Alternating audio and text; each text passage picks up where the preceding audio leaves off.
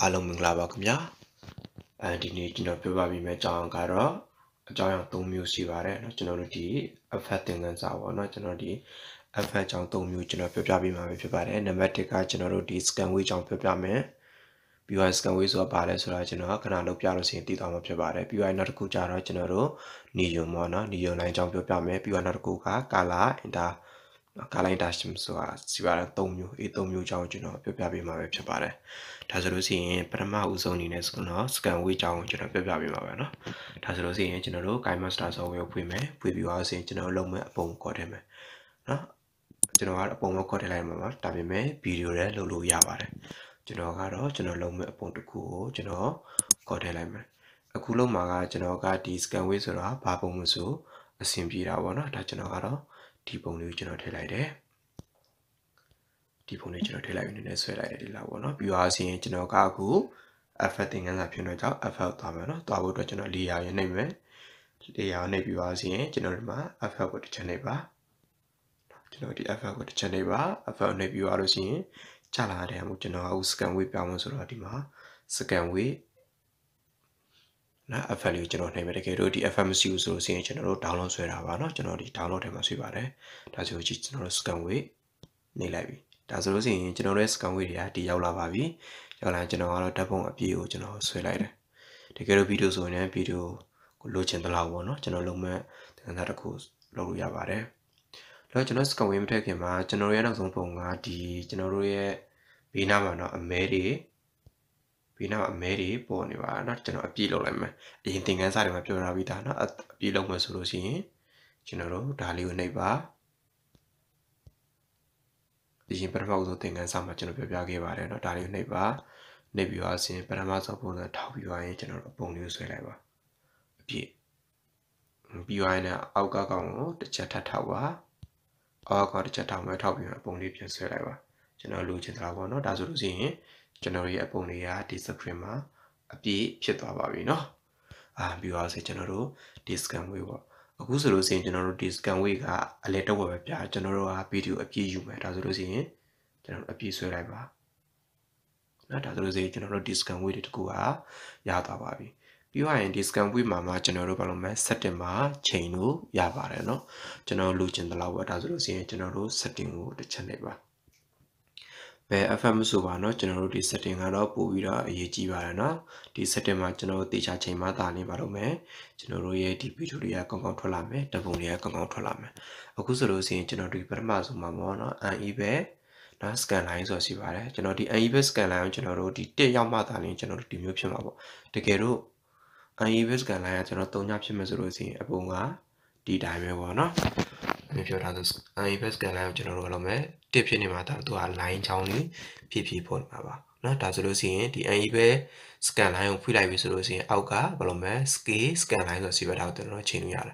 ဒါကသူเนาะဘယ်လိုယူမှာလဲပေါ့ဒီ line ကြီးကြီးယူမလား line တေးသေးယူမလားကျွန်တော်တို့လိုချင်တဲ့လောက်ချိန်လို့ရပါတယ်ပြီးတော့ကျွန်တော်တို့ uneven noise ပေါ့เนาะ uneven noise မှာကျတော့ကျွန်တော်တို့သူ့ရဲ့အမှုန်ပေါ့เนาะဒီအမှုန်လုံးတော့ပြောလို့မရဒီထဲမှာကျွန်တော်တို့တကယ်လို့ uneven noise ဒါကျွန်တော်0ဖြစ်နေမှာဆိုလို့ရှိရင်အပုံကကြည့်ရကြီးကြီးလင်းလင်းဖြစ်နေပါတယ်เนาะအခုကျတော့ကျွန်တော်တို့တာကူပြောပုံစံထားအောင်ကျွန်တော် noise လုပ်လိုက်တော့ပေါ့နော်ဒါဒီဘယ်လိုလဲဆိုရင်မတိမစားတွေဖြစ်တယ်เนาะဟိုနည်းနည်း noise ပုံစံဖြစ်သွားတော့ပေါ့noise ဆိုတော့မှလည်းနည်းနည်းဆိုးဆိုးဆဲဆဲဖြစ်သွားတာပဲတဘောပေါ့နော်ပြီးသွားဆိုရင်ကျွန်တော်တို့ uneven weight မှာကျွန်တော်1ထားဆိုရင်ကျွန်တော်တော့ပဲသူက weight လောင်ဖြစ်ပြီမဲ့ uneven weight ကိုကျွန်တော်0ထားလာမှဆိုလို့ရှိရင်ကျွန်တော်တို့ရဲ့ဒီပုံကပုံမှန်ပဲဖြစ်တော့ပေါ့နော်ဒါဆိုလို့ရှိရင်ကျွန်တော်တို့က line ချောင်းထားအောင်လုပ်မှဆိုတော့သူ့ကို1ထားလိုက်တော့လူရုပ်တွေအတွက်နဲ့ပပရွရွတွေဖြစ်သွားပါတယ်ပြီးတော့ weight speed ပေါ့နော် weight speed ကြတော့ကျွန်တော်ဘယ်လောက်ထားမလဲပေါ့ထားကြည့်ပါမလားအပုံကြည့်ပါကြည့်ပြီးတော့ကျွန်တော်တို့ဒီ weight speed ကိုလုပ်လို့ရတာလိုချင်တဲ့လောက်ပေါ့နော်ဘယ်လောက်ထားချင်မလဲနည်းလားပဲများလားပေါ့ဒီ weight speed ဒီမှာတော့တိတ်မဖော်ပြပြင်မဲ့ကျွန်တော်တို့ effect ထည့်လိုက်ရင်တော့ပို့ပြီးတော့ဖော်ပြမှာနော်ဒါဆိုရင်ကျွန်တော်ကတော့29လောက်ထားလိုက်မယ်ပြီးတော့ကျွန်တော်မှန်ချလိုက်ပြီပြီးတော့ရင်ဒီတိုင်းဆိုလို့ရှိရင်ကျွန်တော်တို့ရဲ့ပုံကြီးကအရန်တော့ဒီမျိုးထားတာခဏအောင်ကျွန်တော်ဒီ weight speed ဆိုတာဒီတာကိုပြောချင်တာနော်ဘယ်လောက်ထားချင်လဲဆိုတာခဏဒီ setting ထဲမှာပေါ့နော်ကျွန်တော်တို့ထားချင်တယ်လို့ပေါ့နော်ကျွန်တော်လိုက်ချိန်လို့ရတယ်ဘယ်လောက်ထားချင်မမြင်လားနေလားပေါ့နော်ဒီလိုမျိုးလား နောက်ဖြည့်လာပါအခုကျွန်တော်တို့ဒါကျွန်တော်0ထားရမယ်ဆိုရင်ကျွန်တော်ရဲ့ waste speed ဟာဘာမှမလုပ်မယ်လှုပ်ရှားမှုရှိမှာမဟုတ်ပါဘူးเนาะဒါကြောင့်ဒီ waste speed ကိုကျွန်တော်လုပ်မယ်နည်းနည်းလေးတင်ထားပေးရမှာပါနောက်ဒီ setting ကတော့ကျွန်တော်တို့လိုတလောက်ချိန်လို့ရပါတယ်ပြီးသွားလို့ဆိုလို့ရှိရင်နောက်တစ်ခါဒီ scan wheel မှာကျွန်တော်တို့ effect ထည့်မှာပေါ့နော်ကျွန်တော်တို့ဒီ effect တိုင်းမှာကျွန်တော်တို့ဒီနော် in animation ရှိမယ် out animation နော်ဒါလေးရှိမယ်ပြီးတော့ဒီလေက overall animation ဆိုတာရှိပါတယ်နော်အခုကျတော့ကျွန်တော်လုပ်မယ် overall animation ကိုကျွန်တော်သုံးပါပေါ့နော် overall animation တစ်ချက်နှိပ်တယ်နှိပ်ပြီးတော့ကျွန်တော်ဘယ်လိုလုပ်ချင်ဆိုရင် play color play color ဒီပုံစံဖြစ်တာပေါ့နော်ပုံစံဒီပုံစံကျွန်တော်တို့လုပ်မဲ့ဇဝင်ကန်ပေါ်မူတည်ပြီးတော့ဒါတွေကိုကျွန်တော်လုပ်မယ်ချိန်ပြီးလို့ရပါတယ်ဒီကျွန်တော်တို့တော့ဒါနဲ့ဆိုပူရလိုက်မယ်เนาะကျွန်တော်ဒီရုပ်စင်တစ်ခုမှာပေါ့เนาะကျွန်တော် line မကောင်းတဲ့ခါကြောက်စင်တင်ငေါလောက်တာအဲ့လိုမျိုးကျွန်တော်တို့လုပ်ရပါတယ်ဒါကြောင့်တချို့ပြောမတရေဇဝင်ကန်တွေပါတယ်ဆိုရင်မျိုးနည်းနည်းပါလာလေးပါစီတက်တာပေါ့เนาะဒါကတော့ကျွန်တော်ဘာလို့မဲ scan wheel ကြောင့်ပါပဲဒီကတော့ကျွန်တော်ဒီ scan wheel effect ကိုသုံးမှဆိုရင် setting ကိုတေချာချိန်ပါပြီးတော့စီကျွန်တော်တို့သုံးမဲ့ဒီ animation out animation ရဲ့ဒီကျွန်တော်တို့အလဲက overall animation ဒါကိုတော့တေချာလေးကြည့်ဆိုင်ဖို့ကိုသုံးမဲ့စဝင်ကံပုံမူတည်ပြီးတော့ပြောင်းလဲလို့ရပါတယ်ဒါကတော့ကျွန်တော်ပြောမယ် scan wheel ရဲ့အကြောင်းလေးပါပဲပြီးတော့နောက်တစ်ခုကျတော့ကျွန်တော်တို့ဒီနီယွန်ကြောင်းသွားမယ်နော်နီယွန်သင်ခန်းစာလေးကိုသွားမှာကျွန်တော်ဓာတ်ပုံခေါ်ထည့်လိုက်မယ်ကျွန်တော်လုံးမဲ့ဓာတ်ပုံပေါ့နီယွန်ကြတော့ကျွန်တော်တို့မီးနဲ့ပတ်သက်တာပေါ့နော်မီးနဲ့ပတ်သက်တာဆိုတော့ကျွန်တော်ကဒီစေတကုံဖျားပုံလေးကျွန်တော်ခေါ်ထည့်လိုက်မယ်ပြီးတော့ရင်ခဏအောင်တိုင်းမှာပဲ effect သင်ခန်းစာပြောလို့ကြောင့်4ရောက်တစ်ချက်နှိပ်ပါပြီးရင် effect ကိုတစ်ချက်နှိပ်ပါနောက်ဒီမှာကျွန်တော်ကတော့ဒီမှာနှိပ်ဖို့နှိပ်နေကိုကျွန်တော်ဒီတိုင်းဟိုတာနဲ့မပြတော့ဘူးเนาะ bread 2နဲ့မပြတော့ဘူးဒီတိုင်းပဲကျွန်တော်ဝင်မှာဘာကြောင့်လဲဆိုရင်အခုကျွန်တော်ပြောနေတာဟာတွေကအရင်ဗီဒီယိုတွေကြည့်ပြီးသားလူတွေကတော့အကုန်လုံးသိပြီးသားပဲဖြစ်မှာပါပြီးသွားရင်ကျွန်တော်ဘာလို့မဒီယွန်ဆောင်လို့ဒီထဲမှာဒီ effect တွေကိုကျွန်တော်တို့ down ထားပေးပါเนาะစုံစုံလေး down ထားsinကျွန်တော်တို့လုပ်ချင်တဲ့ပုံစံကျွန်တော်တို့လုပ်လို့ရပါတယ်အခုကျွန်တော်ကဘာလို့မလဲနီယွန် line ကြောင်းပေါ့เนาะဒါဆိုကျွန်တော်နီယွန်စာမယ်โอเคเนาะဒီမှာနီယွန် outline ဆိုတွေ့ပါပြီကျွန်တော်တို့ဒီမှာနော်နီယွန် outline ဒီနီယွန် outline ကိုတစ်ချက်နှိပ်လိုက်ပါပြီးနီယွန်ဆိုပါလဲဆိုအခုသိပါမှာပါเนาะဒါဆိုကျွန်တော်အပြည့်ဆွဲလိုက်တယ်ပြီးတော့ရင်ကျွန်တော်တို့ရဲ့ဖျားပုံတွေကခဏတော့အတိုင်းပါပဲเนาะဘေးနားမှာအမဲသားလေးပါပါတယ်เนาะပြီးမှတော့အမဲလေးထွက်နေပါတယ်အဲ့အမဲကတော့အပြည့်ဖြစ်အောင်လုပ်မယ်ခဏအောင်တိုင်းမယ်ကျွန်တော်တို့တစ်ချက်နှိပ်တယ်နှိပ်ပြီးတော့ရင်ကျွန်တော်ပုံလေးကိုအပြည့်ဆွဲလိုက်ပါအောက်တော့လည်းအဲ့တိုင်းပဲကျွန်တော်တို့အပြည့်ဆွဲလိုက်ပါပြီးတော့ဆင်းတော့ကျွန်တော်တို့ပုံရပြီပြီးတော့နီယွန်ပေါ့เนาะနီယွန်ကတော့အခုကျွန်တော်ဘာလုပ်မလဲအပြည့်မဖြူဒါကြောင့်ကျွန်တော်အပြည့်ဖြည့်လိုက်မယ်ပုံကိုကျွန်တော်အပြည့်ဖြည့်လိုက်မယ်โอเคဒါဆိုရင်နီယွန်ဆိုတာဘာလဲဆိုတော့အခုကျွန်တော်တို့မြင်သွားပါပြီเนาะနီယွန်ဆိုတာမှာသူအပုံတစ်ပုံမှာကျွန်တော်ကာလာဘာမလဲကာလာလိုက်ကာလာဒီဘေးနာကအောက်လိုင်းအကြောင်းလေးတွေပဲသူကအဓိကပြတာပေါ့เนาะဒါဆိုလို့ရှိရင်ကျွန်တော်အရင်လုပ်ကြည့်မယ်ဒါဆိုရင်ကျွန်တော်အရင် play ကြည့်လိုက်မယ်ဒါဆိုရင်ဒီတိုင်းလေးပဲတော့ဘာမှတိတ်လှုပ်ရှားမှုတိတ်မရှိဘူးပေါ့နော်မတိမသားလေးတော့ဖြစ်တာပါဒါပေမဲ့ကျွန်တော်တို့ effect တွေသူ setting ချိန်ပါပေါ့ညီရောနှိပ်ပြီးတော့ဆိုရင်ကျွန်တော်တို့ setting တစ်ချက်နှိပ်ပါနှိပ်ပြီးရရင်နောက်မှာ stretch ကြတော့ကျွန်တော်တို့20လောက်ထားရတယ်အဲ့ဒါကိုကျွန်တော်တို့တင်လိုက်မယ်ဆိုလို့ရှိရင် ADS step မှာကျွန်တော်ဒီအဖြူကြောင်းရာပူပြီးတော့ပေါ်လာတယ်တို့ဒီဘေးပေါင်လေးပေါ့နော်တိတိကျကျလေးပေါ်လာပါတယ်ဒါကိုလည်းကျွန်တော်တို့လူသလားကိုချိန်လို့ရပါတယ်နော်ဒီ brightness ကျတော့ဒီအဖြူမှာပူပြီးတော့ပိုလင်းစေတာပေါ့နော်အဲ့တော့မောင်နဲ့ဒါဆိုရင်အလင်းနော်ဒီအလင်းမောင်ချိန်သွားတာအလင်းမောင်ချိန်သွားအလင်းများလို့ရှိရင်အပုံကြီးကပူပြီးတော့အဖြူကိုပူပြီးတော့ပိုဖြူစေတာပေါ့နော်မကျဲတို့ချိန်လို့ရတယ်ပြီးတော့ရင် S step မှာကျတော့ကျွန်တော်တို့ဒီအနာသက်ပေါ့နော်ဘောင်လေးကပူပြီးတော့ထိနေသက်စာလေးဖြစ်တာပေါ့ဒါလိုက်ချင်းကြည့်ပါပြီးတော့ဒီ background color structure တော့ကျွန်တော်တို့နောက်ခံပေါ့နော်အခုဒီမှာဆိုကျွန်တော်ဝမ်းထားမယ်တကယ်လို့များသွားမယ်ဆိုလို့ရှိရင်ကျွန်တော်ဒီဟာဟိုဘယ်လိုပြောမလဲဒီ color ကြီးကအရင်မှုန်သွားမယ်ပြီးတော့နေလို့ရှိရင်အလင်းအောင်ဖြစ်မှာဆိုရင်ဒီ background color လာဖုံးမှာဆိုတော့အမဲအောင်ပုံစံဖြစ်တဲ့အတွက်ကြောင့်ကျွန်တော်မလုပ်မယ်အမဲကြီးပူပြီးတော့များသွားတဲ့အတွက်ကြောင့်အဖြူအောင်အနေချင်းပျောက်သွားမှာပေါ့နော်အဲ့ဒါလေးတတိထားပြီးပါလို့တလောက်ပဲချိန်ပါဒီ blank file ကြတော့ကျွန်တော်တို့အဖြူမဲပေါ့နော်အဖြူမဲဥမှာကျွန်တော်ဝမ်းထားရမယ်ဆိုလို့ရှိရင်အဖြူပဲဒီဘက်ဆိုရင် ဒီတိုင်းထားရမှာဆိုကျွန်တော်အဖြူပဲကြာတော့ဗောနော်1ဆိုလို့ရှိရင်ကျွန်တော်အမဲပဲကိုပြန်ကြာသွားမှာပါနော်ဒါလည်းကျွန်တော်တို့လိုချင်တဲ့နေရာမှာတုံချလို့ရပါတယ်နော်လိုသလောက်အချိန်မှာဒီမှာ IA ပဲ gray ski ပေါ့နော်ဒီ1ဆိုလို့ရှိရင်ကျွန်တော်တို့ဘာလုပ်မလဲဒီ gray ပေါ့မီကူရောင်ပဲကိုတန်းပါတယ်တကယ်လို့ကျွန်တော်တို့1မဟုတ်ပဲ0လောက်လိုက်မှဆိုရင်ကျွန်တော်တို့ရဲ့ပုံတွေကဘာဖြစ်မလဲဒီအယောင်ပဲကိုတန်းသွားမှာပေါ့ဒါကတော့ကျွန်တော်တို့စဝင်ကမ်းပုံမူတည်ပြီးတော့ကျွန်တော်တို့ချိန်လို့ရပါတယ်နော်ဒါဆိုကျွန်တော်ကဒီ color လေးနဲ့ထားလိုက်မယ်ထားပြီးရရင်ကျွန်တော်ဘာလုပ်မလဲဆိုရင် effect ထည့်ကြည့်ကြည့်မှာဒီတိုင်းဆိုလို့ရှိရင်ကျွန်တော်တို့ဘာမှတက်ရောက်မှုရှိမှာမဟုတ်ပါဘူးเนาะကျွန်တော်ဒီနေရောမှာကျွန်တော်တို့ဘာလုပ်မလဲဒီအလဲက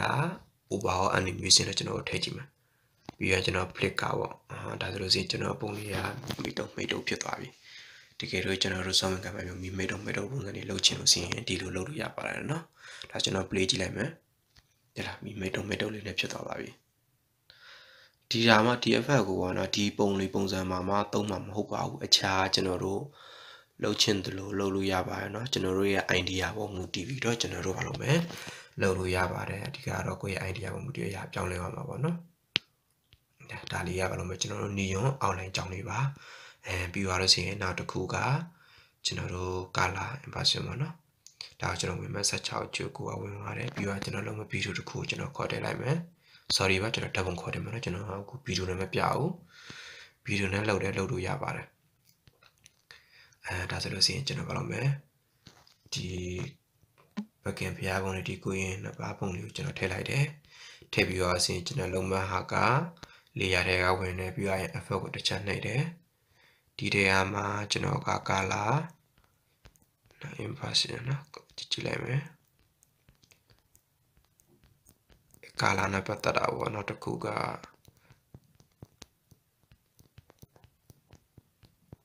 okay မှာဒီမှာ color inversion နော် color inversion ကျွန်တော်တို့ဒါလေးကိုကျွန်တော်တို့ဒီ effect တွေတစ်ခုပြပြမှာပါကျွန်တော်တို့ဒီနေ့သင်ခန်းစာမှာ effect 3ခုဖြစ်ပါတယ်เนาะဒါကနောက်ဆုံးပေါ့ဒီကောင်လေးဘာလို့မ color inversion တစ်ချက်နှိပ်ပါနှိပ်ပြီးသွားလို့ရှိရင်ဒီမှာကြာလိုက်ဒီကောင်ကြတော့တော်တော်များများပဲ7ကန်တွေမှာသုံးနေဆိုလို့ရှိရင်ကျွန်တော်တို့အရင်ပေါ့အတိတ်ကြောင်ပြန်စဉ်းစားတဲ့အခါမျိုးမှာသုံးလို့ရတယ်ပြီးမှတတိမိနေတဲ့သူကအတိတ်ကိုပြန်တတိယနာခါကြရင်ဒီမျိုးစဝင်ကန်သုံးလို့ရပါတယ်เนาะဒါဆိုလို့ရှိရင်ကျွန်တော်ဒါလေးအပြည့်ဖြည့်လိုက်မယ်အပုံနဲ့ကျွန်တော်အပြည့်ဖြည့်လို့ရပါเนาะခဏအောင်ပြောခဲ့တဲ့အတိုင်းပါပဲ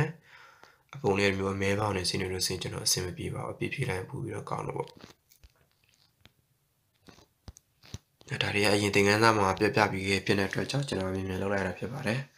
ဒါဆိုလို့ရှိရင်ကျွန်တော်ဒီ color inversion ကြောင်းမျိုးเนาะဒါအခု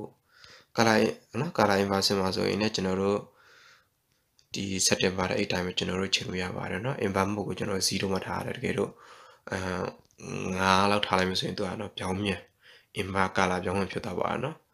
ဒီကကျွန်တော်0မှာထားဖို့ကောင်းပါတော့เนาะကျွန်တော်ဘာကြောင့်လဲဆိုလို့ရှိရင်ကျွန်တော်လုံမဲ့7ကန်ပုံစံတွေကဒီအတိတ်ကြောင်စဉ်းစားမယ်ဒီအဖြူလေးနဲ့ပဲကောင်းပါတယ်ဒီအောက်မှာ infrared ကြတော့အနီရောင်ပေါ့နော်အနီရောင်ဘက်ပြောင်းတာပေါ့အနီရောင်ပို့ပြီးထင်စေပါတယ် green ကြတော့အစိမ်းရောင်ဘက်ကိုသွားတာပေါ့ပြီးရင် blue ကြတော့ကျွန်တော်ဒီ blue အပြာရောင်ဘက်ကိုသွားတာပေါ့နော်အပြာရောင်စီးနေဟာလေဆိုရင်ပို့ပြီးတော့ပြလာတယ်နော်သူပြောချင်တာအစိမ်းရောင်စီးနေဟာပို့ပြီးတော့စိမ်းလာပါတယ်ဒါကိုလည်းကျွန်တော်ဘာလို့မဲလိုချင်သလိုချိန်လို့ရပါတယ်နော်ပြီးသွားဆိုရင်ဒီမှာဆိုရင်ကျွန်တော်တို့ဒီ play ကြည့်လိုက်ဆိုရင်ဒီ color inversion ဆိုတာဒီเนาะဒီတိုင်းပဲဘာမှမဖြစ်ပါဘူးပုံမှန်လေးရဒါကိုမှကျွန်တော်တို့ဘယ်လိုလုပ်လို့ရလဲဆိုရင်ကျွန်တော်တို့စဝင်ငန်းတစ်ခုပေါ့เนาะအရင်ကဒီနေရာကိုလာခဲ့ဘူးတယ်ဒါပေမဲ့အရင်ကတော့လာခဲ့ဘူးပါတယ်ပြီးသွားဆိုရင်အခုအတိတ်မိသွားပြီးမှပြန်ရောက်တယ်ဆိုတော့ဘာလို့မလဲအရင်ကရောက်တဲ့ဟာကိုသူကဘာလို့မလဲပြန်စဉ်းစားလိုက်တဲ့သဘောပေါ့เนาะအဲ့မျိုးဖြစ်ပါတယ်ဒီ color inversion ကိုလည်းကျွန်တော်တို့ဘာလို့မလဲဒီ overall animation ထည့်လိုက်မယ်ဆိုလို့ရှိရင်သူကတစ်ချက်ပေါ့နော်ချက်ချင်းတည်းမိရကွာတစ်ချက်တည်းရတဲ့ပုံစံပေါ့ကျွန်တော်တို့ဒီလောက်ပဲထားလိုက်အောင်ပါပေါ့နည်းနည်းလေးထားလိုက်တယ်ပြီးတော့ကျွန်တော် play ကြည့်လိုက်မယ်ဒါဒီအောက်က effect ကိုကျွန်တော်ဘာလို့မလဲနည်းနည်းလေးပဲထားလိုက်တယ်เนาะဒီနေရာအရင်ရောက်ဘူးတယ်ပြီးတော့ဘာလို့မလဲအခုပြန်ရောက်လာတဲ့အချိန်မှာအတိတ်မိပဲပြန်ရောက်လာချိန်တတိယသလိုကျွန်တော်တို့ဘာလို့မလဲဖြစ်တာပေါ့ play ကြည့်လိုက်မယ်တစ်ချက်ကလေးပေါ့เนาะကျွန်တော်တို့နော်ပြန်မှတ်မိတယ်လို့ပေါ့ဒါကိုကျွန်တော်လိုချင်တာနည်းနည်းလေးတော့အချိန်ပေါ့အရင်မြန်နေမကောင်း နော်အဲ့လိုမျိုးဘာလို့မကျွန်တော်ပြန်တည်ရပါတော့ပုံစံပေါ့အဲ့လိုမျိုးဖန်တီးလို့ရပါတယ်နော်ဒီနေ့ကတော့ဒီကျွန်တော်တို့ဘာလို့မဒီရော outline ရဲ့ပြီးသွားရင် color interversion ရဲ့ပြီးသွားရင်ကျွန်တော်တို့ခဏတော့ scan wheel ရဲ့နော်ဒီ၃ခုကြောင်းဖြစ်ပါတယ်နောက်သင်ခန်းစာတွေမှာလည်းဒီ FF နဲ့ပတ်သက်တာတွေကျွန်တော်ပြန်တင်ပြအောင်မှာဖြစ်ပါတယ်ဒါဆိုရင်ဒီဗီဒီယိုရတော့ဒီလောက်ပါပဲအဆုံးထိကြည့်ပေးတဲ့အတွက်အားလုံးကိုကျေးဇူးတင်ပါတယ်ခင်ဗျနောက်တဲ့ဗီဒီယိုမှာကျွန်တော်တို့ပြန်ပြီးတော့တွေ့ကြမယ်